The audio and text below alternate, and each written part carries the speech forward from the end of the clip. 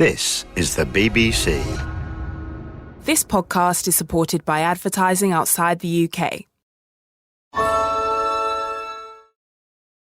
In 2012, a new charity bursts onto the scene. It's called Believe in Magic, and it grants wishes to seriously ill children.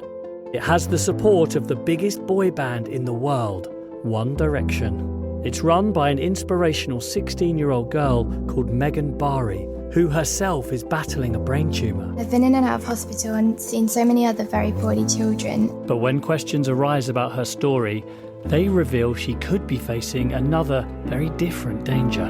What is this girl going through? It wasn't supposed to end like this. Listen to Believe in Magic with me, Jamie Bartlett.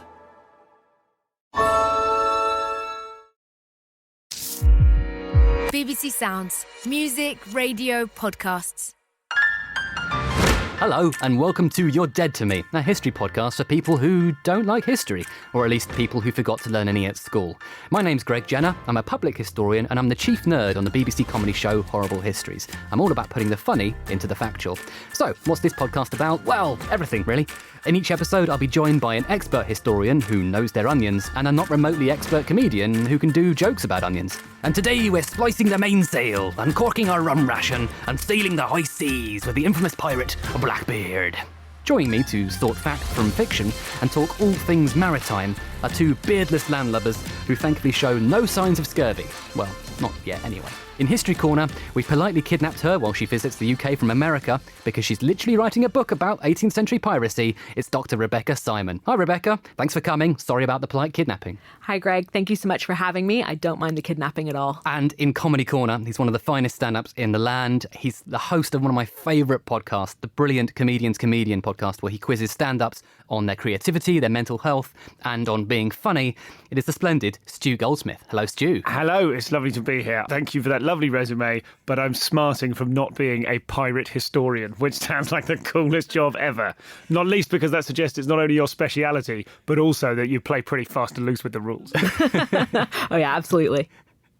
You might be a pirate historian by the end of this. Oh, God, I hope so. After 45 minutes, you're going to know some stuff. I hope so. I know 2 facts about pirates, which I cannot wait to find out if they're true or not. OK, well, we will find out as we go through the programme.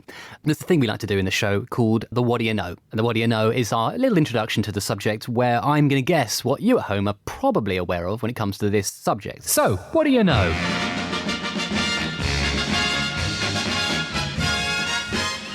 In pop culture, Blackbeard is the most famous pirate, apart from Jack Sparrow and Long John Silver and the Sean bloke from Napster in the noughties. But apart from that, Blackbeard. And he's a terrifying killer. He's got a thick, bushy beard into which he stuffs burning tapers. He wields a cutlass. He yells, "Dar!" He kills his own crew. His flagship is called the Queen Anne's Revenge. And, of course, he's played by the twinkle-eyed Ian McShane in the 4th Pirates of the Caribbean movie, which is the most expensive film ever made. Wow. I didn't know that. Not a good film, but most expensive, so that's one accolade. Is it worth just hovering and saying that's tapers in the sense of fuses and not in the sense of those little animals with the long noses? I thought they were called tapirs, but yes. I see. Well, yes, tapers as in fuses. Just one of the gaps in my knowledge. Not to worry. So I reckon that's what people at home are probably thinking Blackbeard. That's what comes into their head. But is any of this stuff true? What else is there to know? That's what we're here to find out. So let's go Blackbeard to find out his historical roots. Rebecca, who is Blackbeard really? What's his name? Where's he born? Basics of his childhood, please.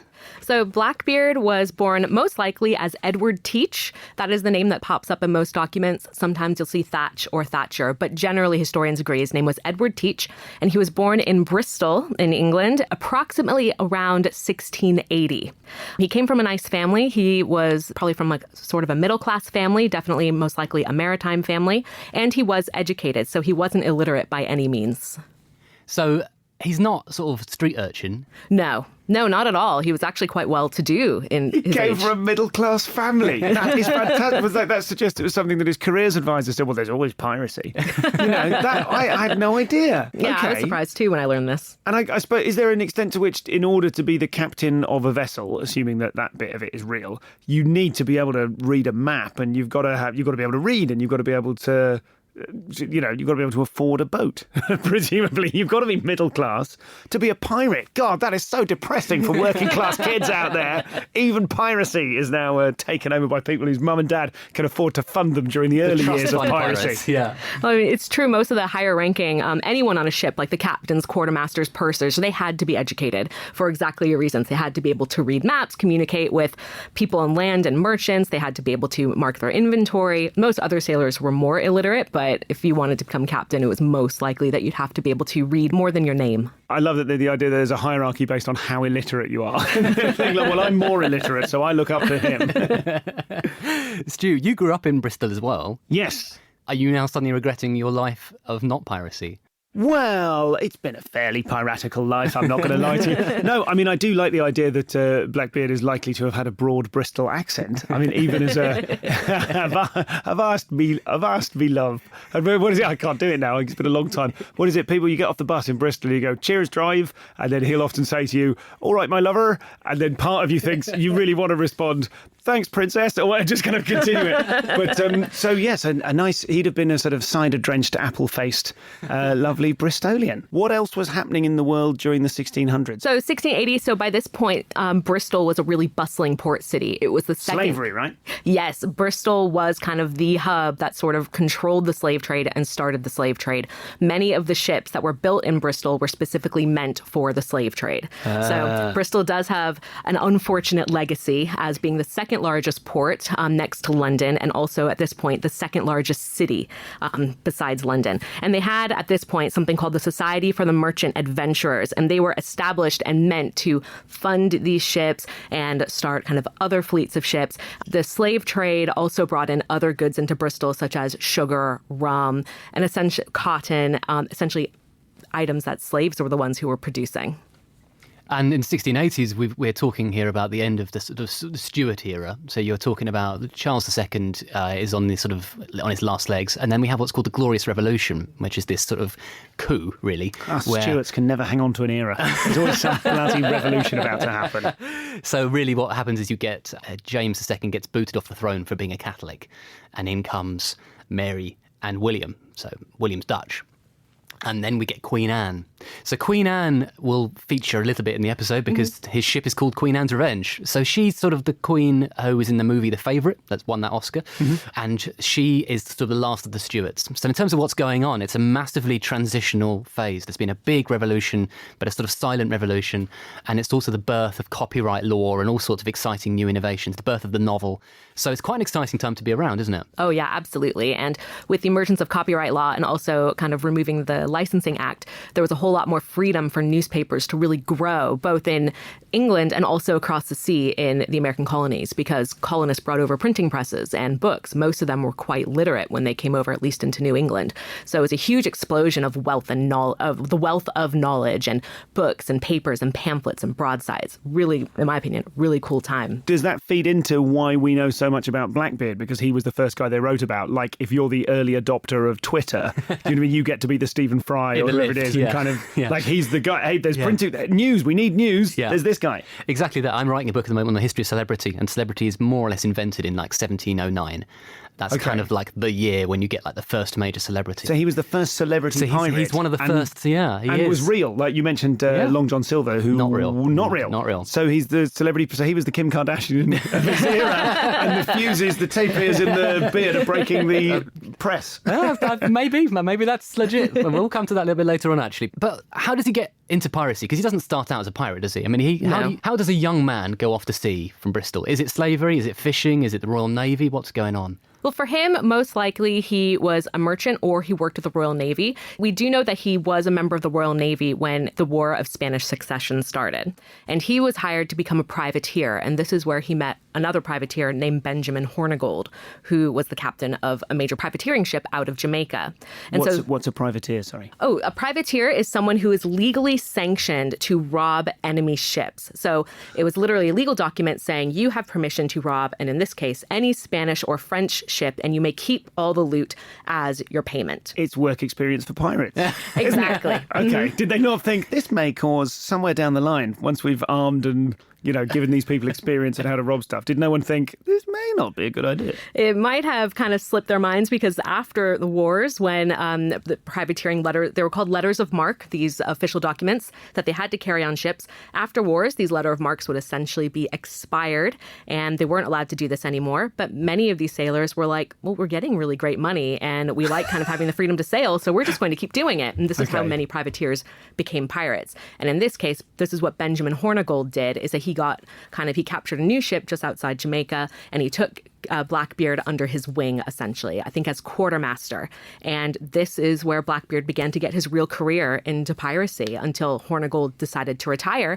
And then he gave Blackbeard control of his ship. And this is how Blackbeard got his career So it is literally going. an apprenticeship almost. Like you can come over, quartermaster is you look after the stores, is that right? You like cutlasses over there and spices on the left. And yeah, kind of second in command. They're in charge of discipline. They're in charge of managing the stores. They're in charge of taking the loot that they would get from the other ships. Okay. So It's like logistics manager. Yeah, basically. It's such a sort of weirdly unglamorous lifestyle when you describe it that way, because actually, we tend to think of piracy as sort of swinging from the mainsail and shouting, but actually it's all about admin and teamwork. Yeah, it was. It had to be quite orderly in order for them to survive. Like any other merchant ship, any other sailing ship, they had to be able to survive at sea and also be able to get supplies to kind of keep them going. So pirate ships, in a way, were just as orderly as many others. Of course, there are exceptions to that rule, just like any other ship. And you've mentioned the War of the Spanish Succession, which is a sort of very complicated war.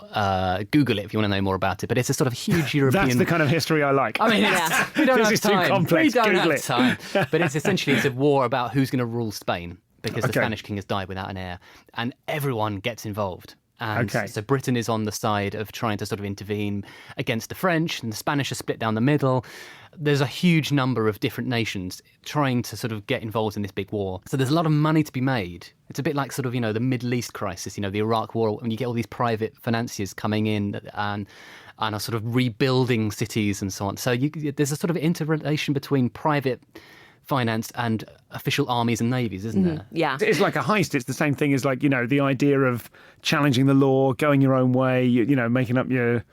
it has that kind of like the Hatton Garden diamond heist. Everyone's like, yeah, awesome. And then you go, I mean, they are actually criminals and they're sort of hurt people. Exactly that. How does he go from privateering, where he's essentially allowed to sort of, tackle a Spanish ship and a French ship, to suddenly going, you know what, any ship will do, I'm now a pirate? Well, he started out with a ship called Revenge, and this was a ship that Captain Hornigold had given him. And then after some time, not too long after that, Blackbeard ended up capturing a French ship called Le Concorde, and that's the ship that he ended up renaming Queen Anne's Revenge, kind of a play on the War of Spanish Succession.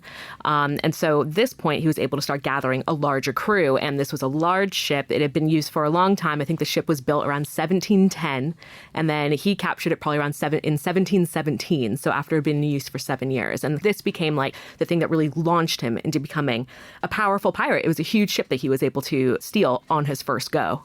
So he stole it from the French? Yes. And so then so what's the first time when presumably as a pirate, he started stealing from the English as well? So that moment of thinking, stuff it. Does he start attacking one and go, wait a minute, these are British. Keep going.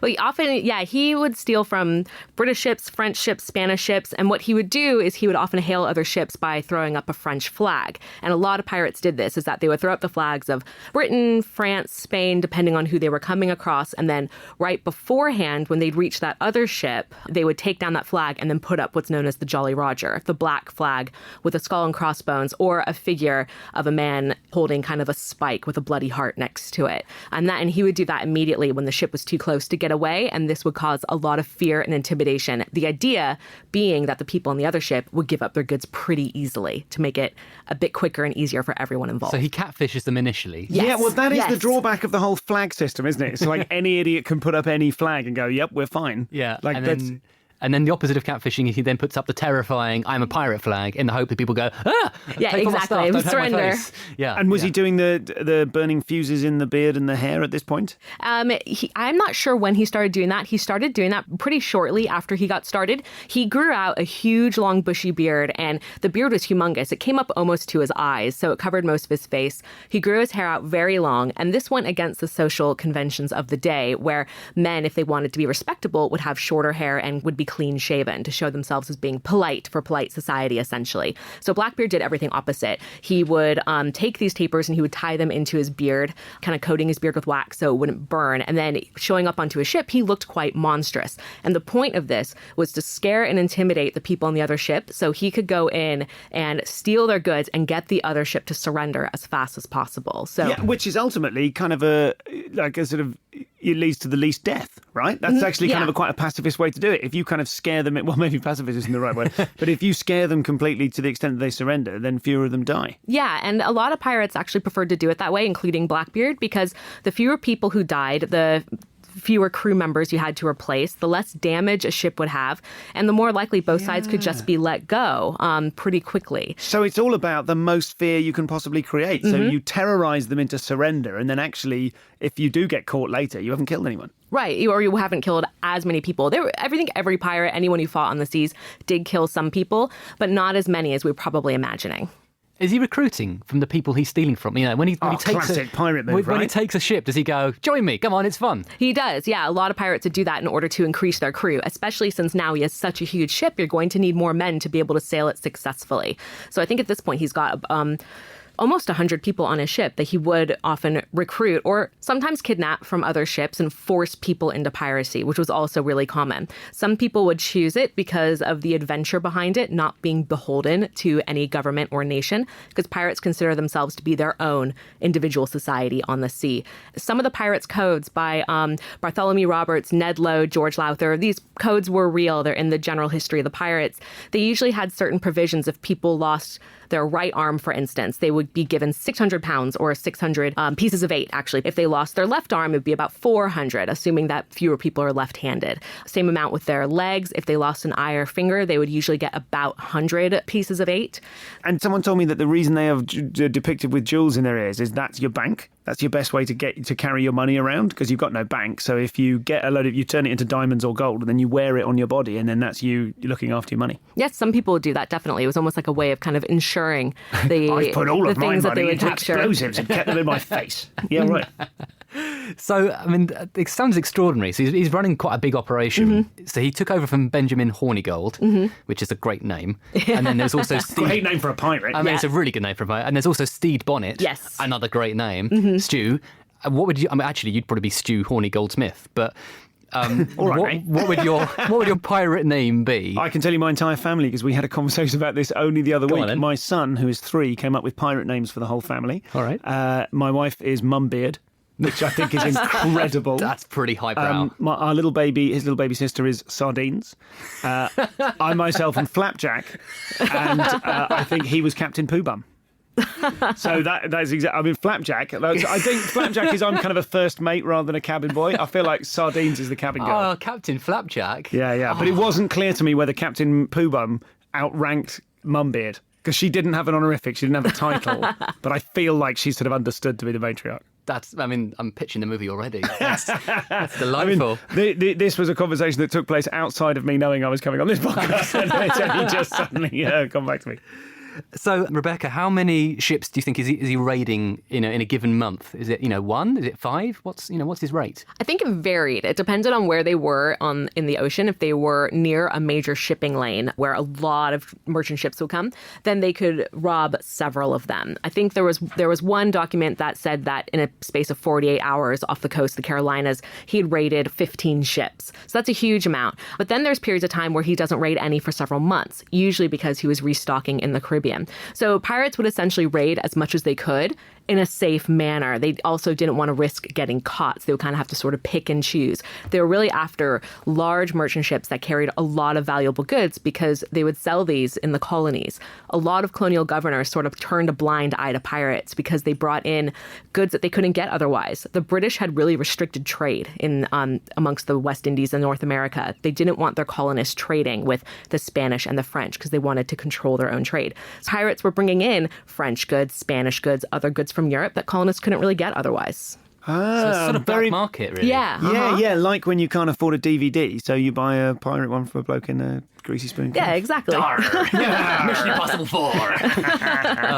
Are they slave trafficking? Sometimes there were some pirates who were known to engage in the slave trade, and they would take a lot of enslaved people and sell them in slave markets in the West Indies. The brand not as cool anymore, is it? Well, there were several who did that. I would say there were many, though, who did not. I think pirates were mostly after, or I know they were mostly after things like medicines, spices, which would preserve food and could also serve as medicines as well. And they were also really valuable, especially if they were coming from what was known as the East Indies.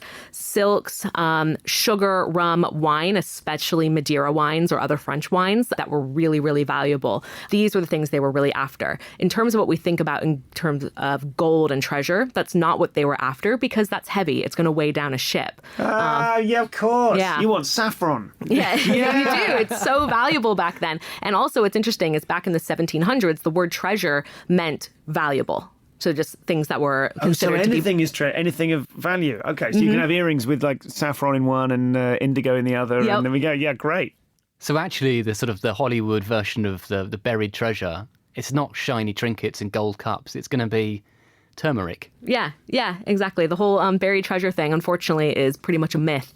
Pirates didn't bury their treasure because they didn't really have the treasure we're thinking of. I know, it's the most disappointing thing I tell people. Faces always fall. But I never understood why they were supposed to bury the treasure. You get the treasure, you bury it, and then you write a map, and then you go off and...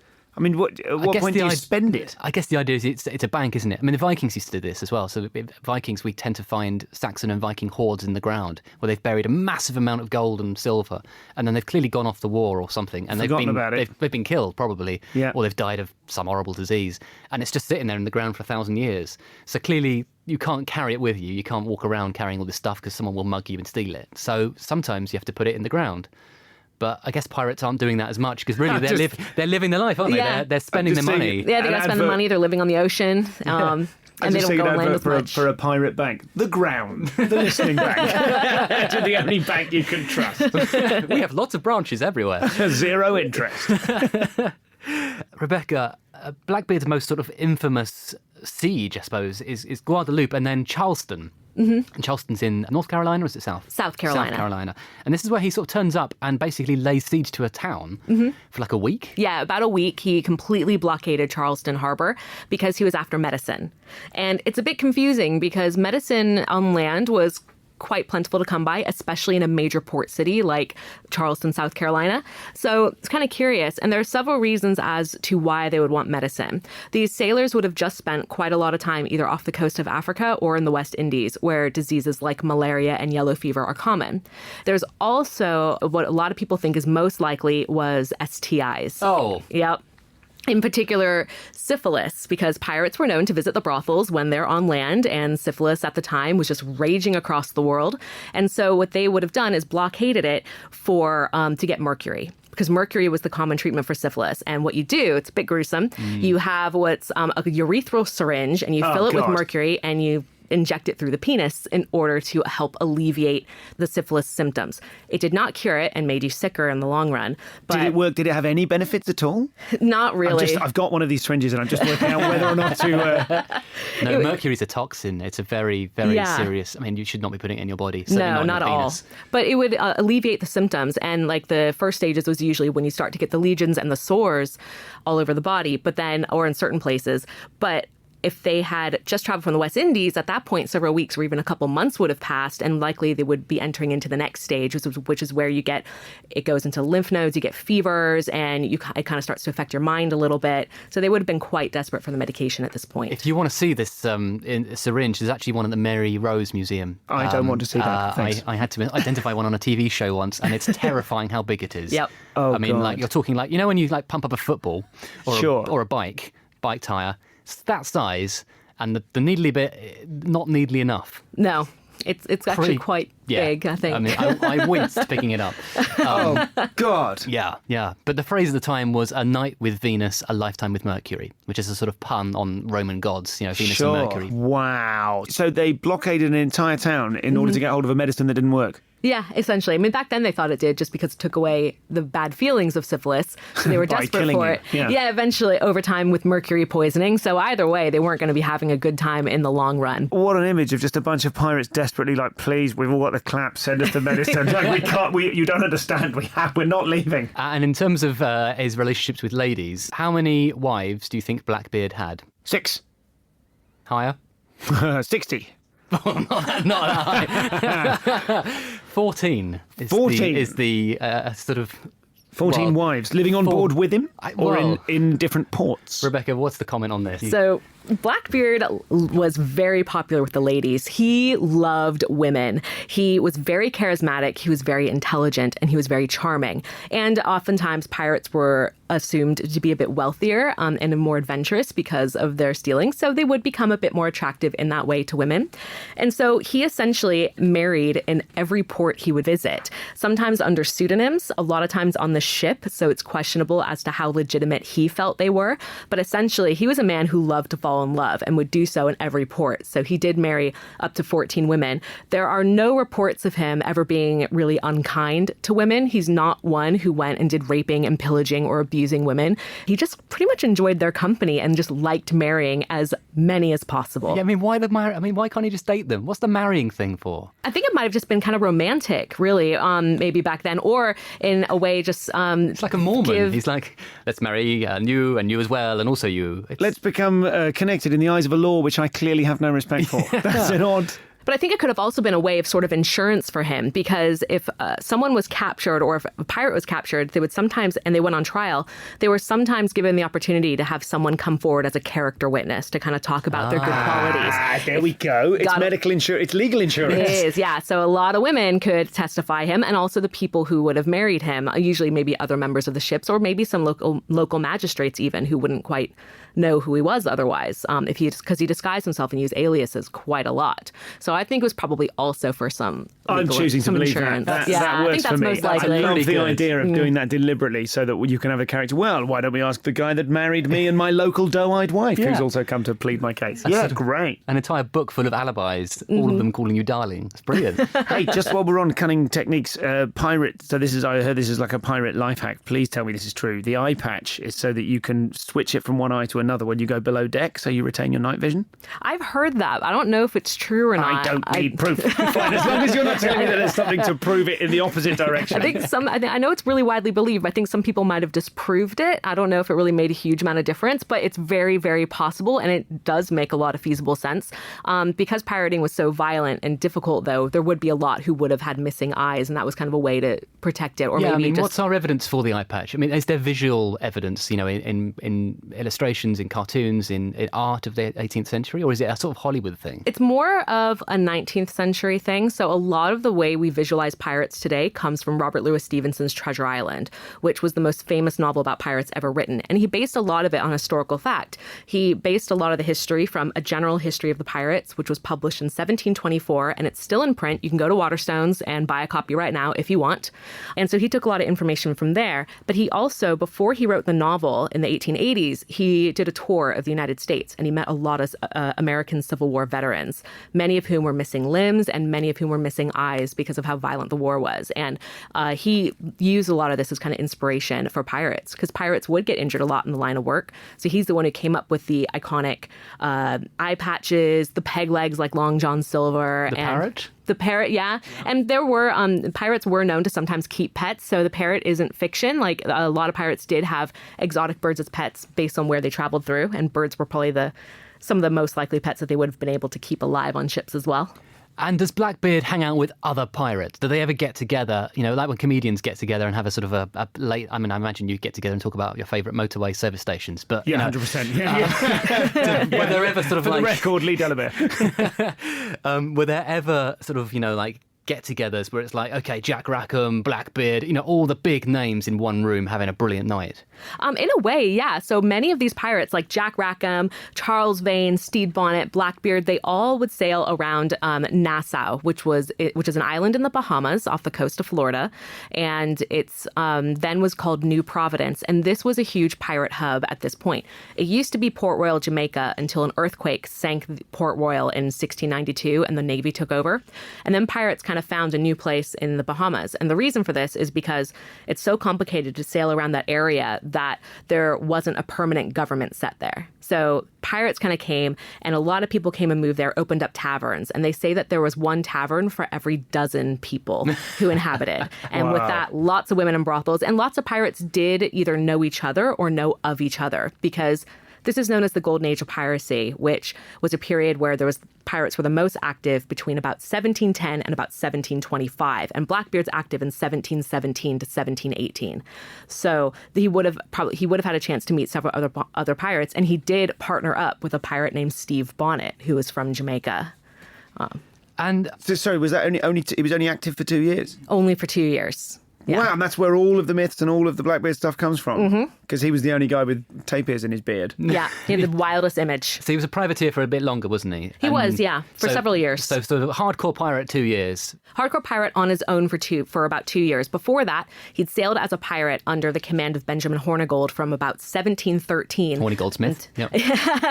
until Hornigold gave him his ship in 1717. So he had about 4 years of essentially pirate training. And before that, he fought worked at least since about 1705, 1710 as a privateer. And presumably your piracy get-out, once he's had enough of pirating, he takes the fuses out, shaves his beard off, and just walks unknown amongst anyone else. Just Kaiser Soze's the hell out of there. He's made his fortune, divided it between his 14 wives, and no one can identify him. Well, it's funny you mentioned that. He does briefly retire, because he attacks... He does. Beaufort Inlet. Please tell me he came out of retirement for one last big job. He literally does. Yes! Yeah, he does. So he attacks Beaufort Inlet, and then the governor's like, yeah, you can have a pardon. Yeah, so what happened around this time is in 1717, the king had issued a proclamation for the effectual suppression of piracy. And this was essentially a notice that said, we are going to eliminate piracy once and for all. There had been other proclamations that had been going on for the past 15 years, but this one was going to be the most successful. And one of the ways they wanted to stop piracy was they were giving pirates a chance to be pardoned. Because generally, if a pirate was captured, they were put on trial and hanged for their crimes. But a pardon said, if you turn yourself in and name your accomplices, we will give you a pardon and you can keep your loot. But you have to name your accomplices. Yes. So if you and your accomplices turn up and name each other, that's not cool.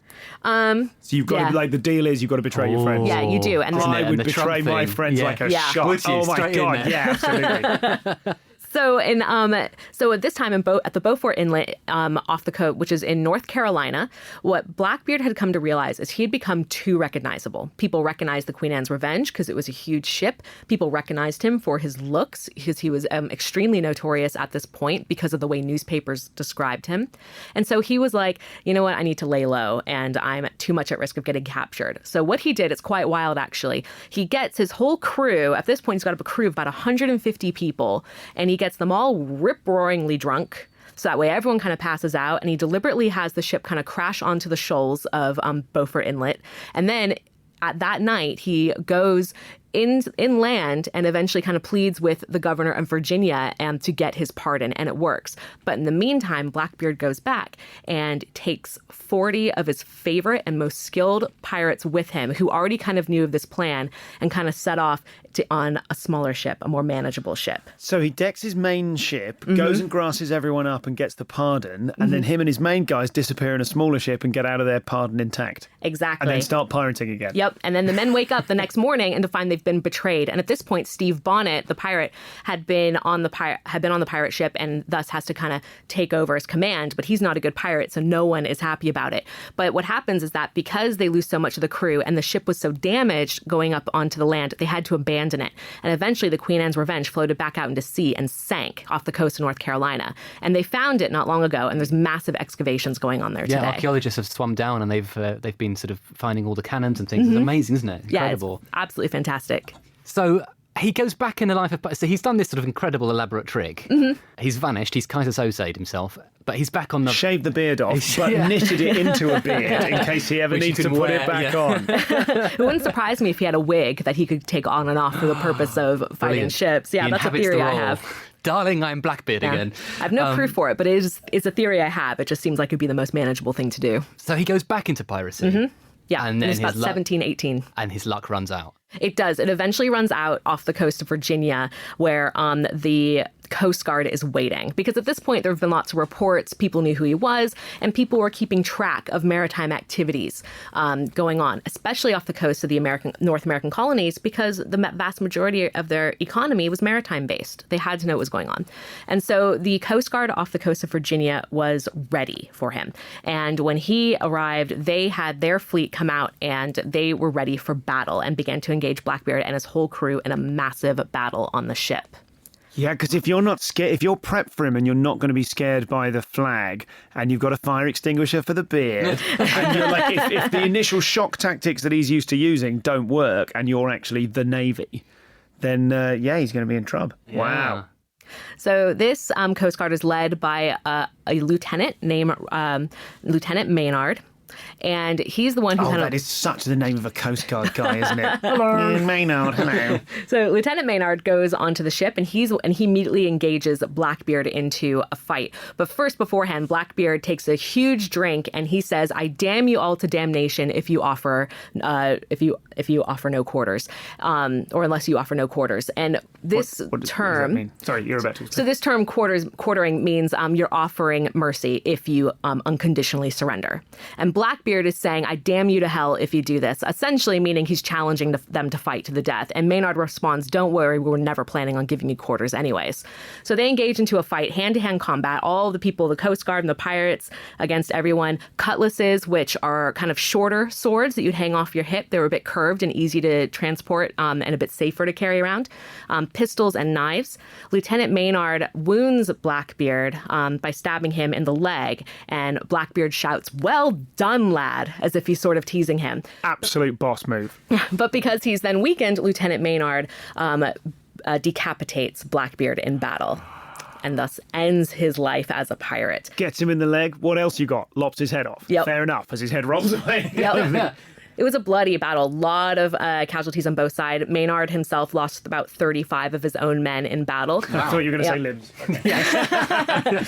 And all of Blackbeard's crew, they were basically taken on shore and they were arrested, and many of them were all hanged at the same time. And Blackbeard's head mounted on the ship? It was mounted on a ship, and it kind of went on tour up the coast, up and down the coast of North America. Classic to be like, pirate retirement. Yep, to kind of show, yes, we killed him. And then legend has it that they encased his skull in silver and used it as a drinking vessel in taverns all over Virginia, who kind of travel around. People drink out of it. That sounds like a health and safety risk. What happened to it after that? Please tell me Nicolas Cage rescued it from somewhere. I'd hope. I'm not sure. It kind of sort of like gets lost in history after that. I think it kind of sort of faded away in the documents I was reading. I haven't really read much in terms of what's happened recently. So out there now at the bottom of the sea in Davy Jones's locker, the real one, not the movie one, is the silver skull of Blackbeard. See you guys in a minute. I'm going to go and get it. I mean, that's a pretty cool story. But actually, the story of Blackbeard itself is sort of already mythologized in the 1720s, isn't it? Oh, yeah, absolutely. At this point, he'd become quite notorious, and there were lots of stories going around with him. When the General History of the Pirates was published in 1724, in advertisements, it would usually mention, including the infamous Blackbeard. So he's already got a sort of celebrity brand, isn't he? He's already a kind of a villain that you love to hate. Yeah, exactly. And he created the brand himself. He wanted people to recognize him and know who he was. He wanted the infamy. He wanted people to be afraid of him. After his death, did anyone else claim to be Blackbeard? Because that is totally the move that I would have done. If he's dead, I'd have got a bit of silver in my beard and go, "I've recovered, lads," or you know what I mean? Because if the brand exists, you might not as well. quite, because around the time he died is when piracy slowly started to kind of fade out, because a lot of pirates were starting to kind of stop being pirates because they were like, it's getting too risky, the Navy's getting too powerful, and then more wars and conflicts started to break out, and many of these pirates were hired back into privateering because England, France, Spain, they were like, we need experienced sailors who know how to fight. So if you hold out from the amnesty, they hire you again as a privateer? They did. By the 1730s, they were getting hired again. Those who had survived were getting hired again if they also hadn't retired. But it's privateers. Scandalous, isn't it? Yeah. So I haven't seen any records of about people kind of claiming to be Blackbeard. Some people have claimed to have found buried treasure from Blackbeard, but again, that's ended up being false. The Nuance Window! This is where we allow Rebecca, our expert, to just go to town on whatever you want to talk about for 3 minutes and give us your nerdiest, most deeply researched take. And Stu and I will sit here silently in awe, learning things, because this is the bit where I get excited. So what are you going to talk to us about in the Nuance Window? What's your thing? I thought I'm going to talk about the process of how pirates were publicly executed in London and the Americas. Let me get the stopwatch up. 3 minutes, starting now. Okay, so at the turn of the 18th century, the people who were in charge of all laws relating to the sea was known as the Admiralty Court. They were the ones who were in charge of everything that was on water, essentially. Lakes, rivers, oceans, etc.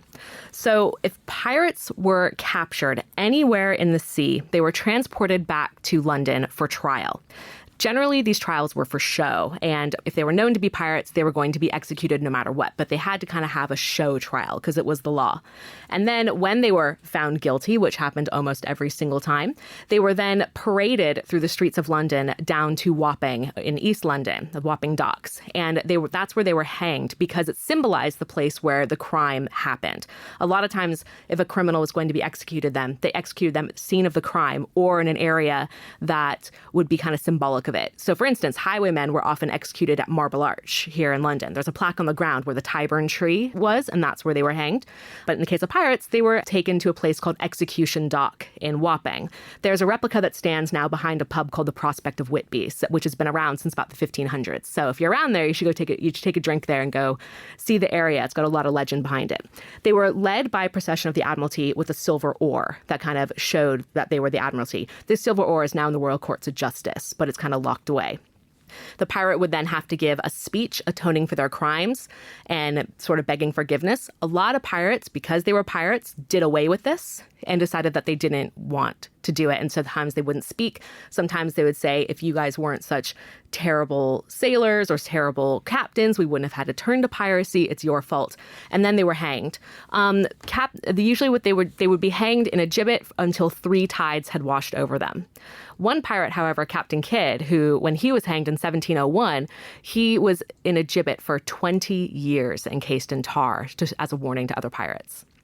So by the early 1700s, pirates had become so numerous that it became feasibly impossible for them to be able to take people back to England for their trial. So they began to set up admiralty courts in the colonies, namely in Jamaica, what was then known as Spanish Town, and is now part of Kingston, and then also throughout the American colonies, Charleston, Rhode Island, Boston, and New York. And they had to undergo the same process of this. And hundreds of people would come out and see them. They would publish the pirates' trial transcripts verbatim. They would publish their speeches, and they would get sold in bookstores everywhere. And they would often be sold out immediately with a lot more printing. So this is how pirates became really, really famous. But that is how pirate executions kind of helped create the famous pirates that we know of today. Awesome. Comprehensive. Very comprehensive. So what do you know now?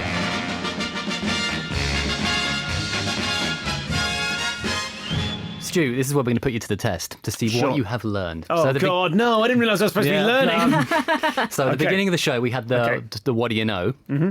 Now we're going to have the what do you know now? Okay. So I'm going to give you a little quiz. Are you doing questions? I'm going to do a little questions. Okay, cool. I'm going to put a minute up on the old... I didn't know this. Some of these are easy and some of them are harder. Okay. See how you paid attention. So we've got about a minute, I think. We'll probably do it. We've got 10 questions. See how many you get through. Here we go. In what city was he born, Blackbeard? Bristol. Very good. What year did he die? 1719? 1718. Yes, 18. Very good. What happened to his head?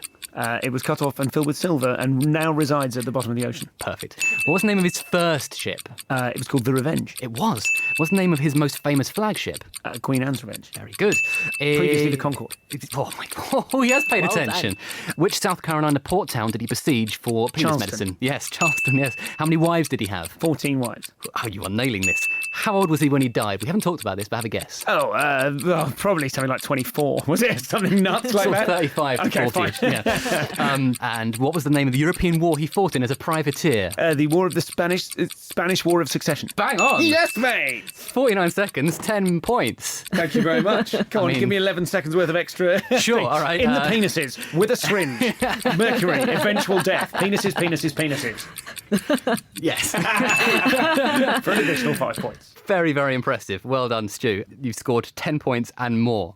I'm so excited. I'm so excited about that. And all right, good. So you say you're not good with dates and stuff, but you've learned all this stuff. Oh, no, won't be there tomorrow, but thanks. Well, you can listen back to the podcast.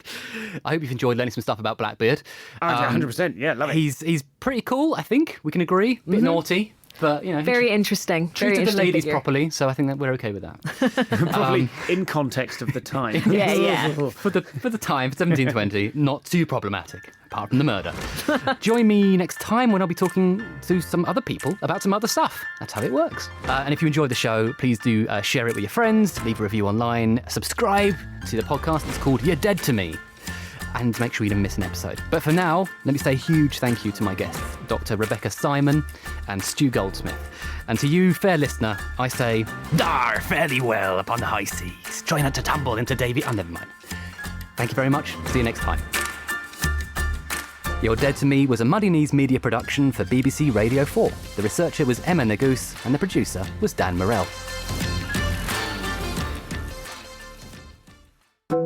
Beyond Today is the daily podcast from Radio 4. It asks one big question about one big story in the news and beyond. Just how big is Netflix? Why are young people getting lost in the system? I'm Tina DeHealy. I'm Matthew Price. And along with a team of curious producers, we are searching for answers that change the way we see the world. I was actually quite shocked by how many people this issue affects. So we're doing stories about technology, about identity. Are you trying to look black? No.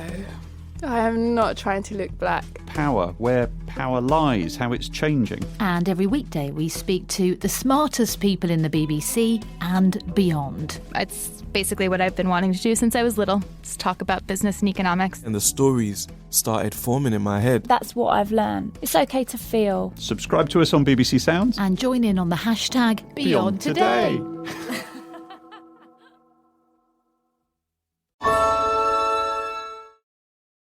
In 2012, a new charity bursts onto the scene. It's called Believe in Magic, and it grants wishes to seriously ill children. It's run by an inspirational 16-year-old girl called Megan Barry. Just wanted to give them the magical experiences back. It has the support of the biggest boy band in the world, One Direction. Believe in Magic quickly becomes a household name in the child cancer community, putting on parties, sending thoughtful gifts, even organising trips to Disney.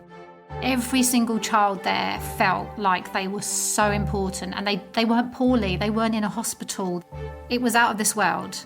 Megan is adored by all those she helps. She had more sympathy and love for people than I'd ever met anybody before. Because she herself is extremely unwell with a life-threatening brain tumour. Her handbag was so heavy, none of us could ever carry it, and it was full of medicine. When something doesn't add up about Megan's story, a small group of parents start to question whether Meg is really ill.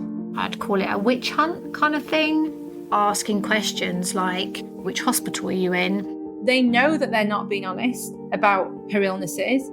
We collectively said, we won't let it drop, we'll find out this time. But is Megan actually facing a very different danger? It's just awful. It's really not nice listening to that, was it? What is this girl going through? I'm Jamie Bartlett, a journalist and author, and together with the producer Ruth, we've spent the last year trying to get to the bottom of what really happened to Megan Barry and her charity, Believe in Magic. I cannot for the life of me understand why you've done what you've done to us. It takes us on a journey far stranger. I just saw a Mercedes and I thought it was it. That's not her car. It's not her car, is it? And far darker than we ever expected. I know what the truth is. I've read the records, and they just come in and lie to me. It wasn't supposed to end like this. Listen to Believe in Magic.